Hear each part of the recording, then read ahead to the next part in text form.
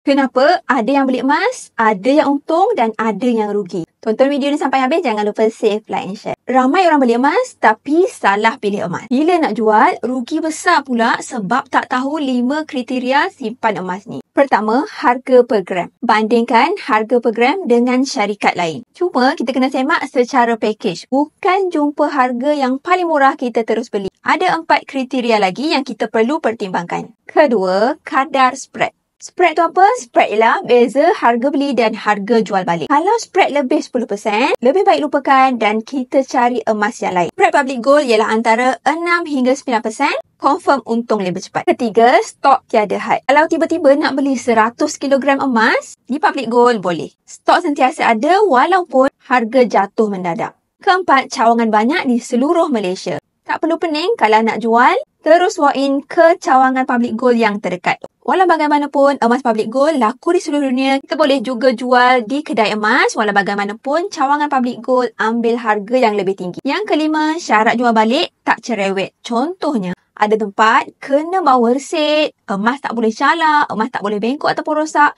Tapi dekat public gold, semuanya public gold terima. Jadi, kalau nak simpan emas ataupun beli emas, perhatikan 5 kriteria ni. Kena pilih package lengkap supaya kita hati-hati untuk keuntungan yang lebih maksimum. Tak nak pening, follow Ainin, refer pin post untuk Ainin bantu.